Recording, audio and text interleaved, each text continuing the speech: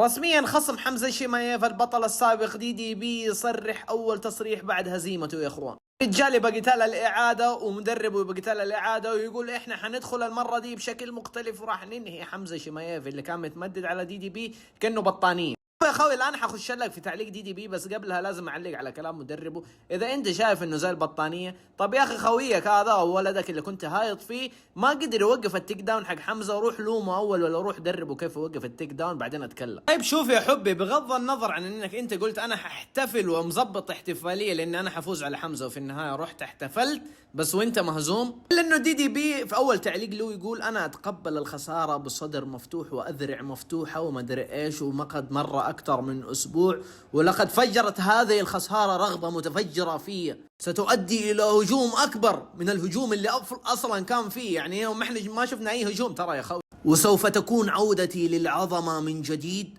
امرا لا يمكن للعقل البشري تخيله. يا رائل ما تقول حاجه غير كده. بس الحلو فيه قال لك انا ما عندي اي عذر للخساره، شكرا لخصمي اللي شاركنا القفص وانا اشكره وحنعيدها مره ثانيه. شكرا دي دي بي، لدرجه حمزه سواله لايك على المنشور حقه. ويقول لكم كمان دي دي بي شكرا لكل اللي شاهد سقوطه لانه سيعود من جديد وحيفشلكم، حيفشلكم يا عيال انتبهوا، لانه يقول لكم راح يرد لكم الجميل. الله يستر. لا بغض النظر يا عيال عن الونسه وانه تقبل الخساره بصدر مفتوح وزي كذا، والله دي دي بي قوي ترى، يعني لا يغرك ها.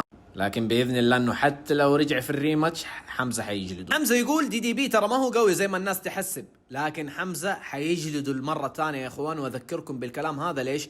لانه حمزه الان يبي يامن الحزام، بس شكرا اخذ الحزام، المره الثانيه حيخش متهور، حيخش بعنف، حيخش بينهي، لانه الشيء اللي يبغاه سواه. واتذكروا كلامي هذا مزبوط، احفظوه عندكم، لانه قد قلتها المره اللي فاتت. اذا حمزه يبغى يهزم دي دي بي لازم ما يحترم دي دي بي ويخش يهاجمه. قلتها في مقطع قبل لا يكون القتال، روح ارجع لمقطع لو مو بيدي التحليل لعبتي. اذا حمزه حافظ على حزامه قتالهم حيكون السنه الجايه. اعطينا رايك يا اخوي عن القتال، تابعني في الاصفر اذا حابب تعرف كل جديد في عالم القتال. فلو لايكس، السلام عليكم.